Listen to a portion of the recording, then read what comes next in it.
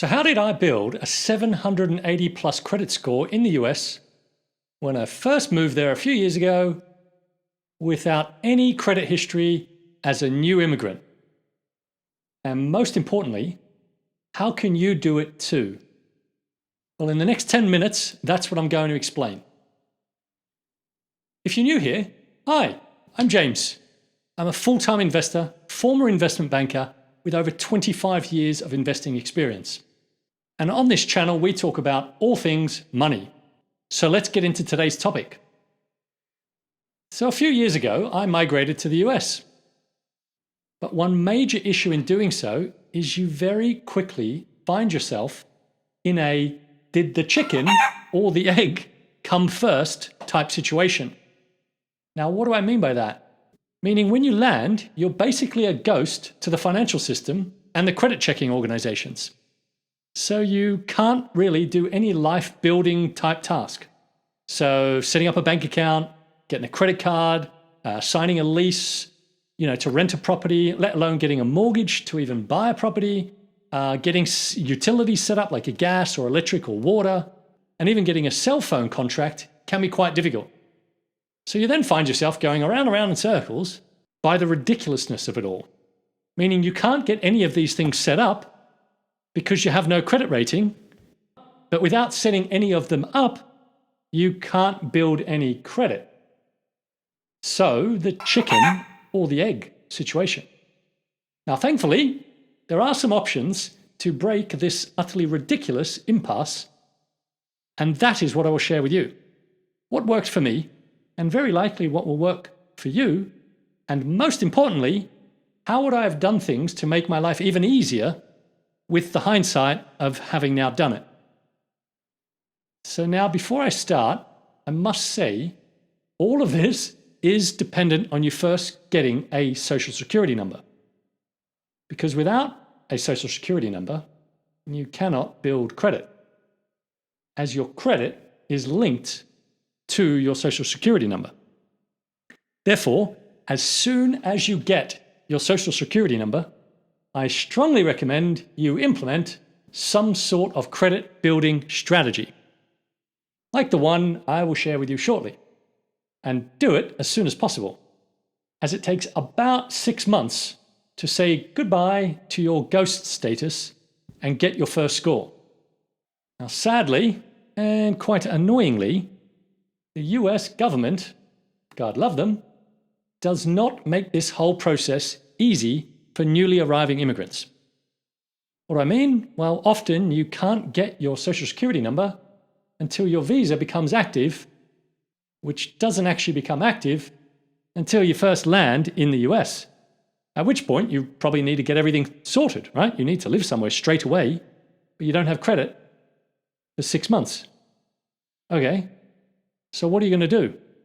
Well, in which case, and obviously if you can do this, I strongly recommend, as soon as you get your visa approved, you travel to the US, you become active in their eyes. This will trigger the Social Security system to issue you your number, then go back to your home country, finish getting all your affairs in order, packing your boxes, moving stuff, whatever other life affairs you have to get in order. The government will post your Social Security number to a US address only. So therefore, just get it sent to a friend or a family member who lives there. Hopefully you have one of those. So that's the key prerequisite stuff out of the way. So let's begin. What worked best for me? The first step, as soon as you get your social security number, you got to go online and set up at least one, if not more, secured credit cards with any of the major banks. And most of the banks offer them. They don't really exist in other parts of the world where I've lived anyway. A secured credit card is a no credit credit card, meaning you agree a nominal sort of credit limit with the bank. Typically it's about $500 to anywhere up to $2,000 at first.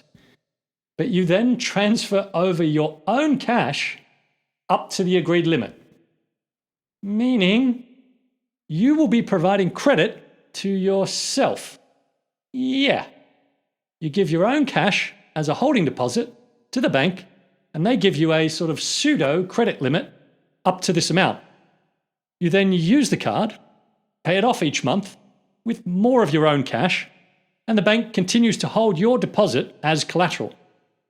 Then after around about 3 to 6 months, pending the bank, they end up giving you your collateral back, and the card sort of flips over and becomes a real credit card. Obviously, somewhat dependent on you being a good customer, and a good customer meaning not overusing your card above your limit, and also ensuring you pay it back on time. Now, this entire process is separate to the real goal, which is that these secured credit cards tick the box with the credit agencies as you now having credit. Therefore, each month you spend on the card, and you must spend something, even just $1, doesn't really matter, and then successfully pay off the card each month, and then you earn a positive credit event. Well, yay! So month after month, you then repeat the process. Personally, I set up a very cheap subscription that charged my card about $1 each month. I then also set up an automatic payment so that the credit card company went and took whatever was charged on the card automatically every month to clear the card. You'll therefore obviously need a US bank account to do that, which is possible once you get there and you have an address. So the whole thing, for me anyway, happened rather automatically, without any intervention.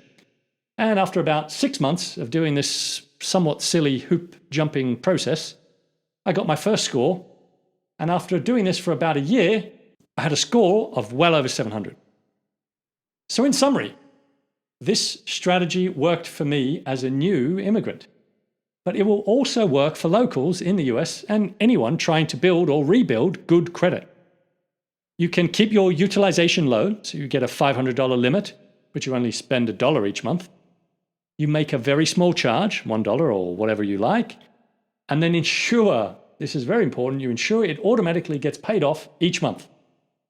There are, of course, other ways to sort of hack or overcome this obstacle of needing credit, and ideally good credit, to have any sort of realistic financial life in the US. So I welcome you to provide any advice or tips for anyone watching this in the comments below. Now, ideally, you have a company sponsoring your move, therefore helping you during this initial 6-month sort of ghost period. But nonetheless, it's good to be aware of all this before you arrive, so you can kind of at least get the process running, so you're not totally dependent on some other company or someone else signing everything for you, and you have nothing in your own name. So thanks for watching. And obviously, if you like this kind of content, then please consider subscribing, as new videos to come every few days. And if you liked today's video, then I think you will also enjoy this video popping up here shortly about the magic of compounding. The preceding content is informational only and based on information available when created. It is not an offer or solicitation, nor is it tax or legal advice. It does not consider your financial circumstances and objectives and may not be suitable for you.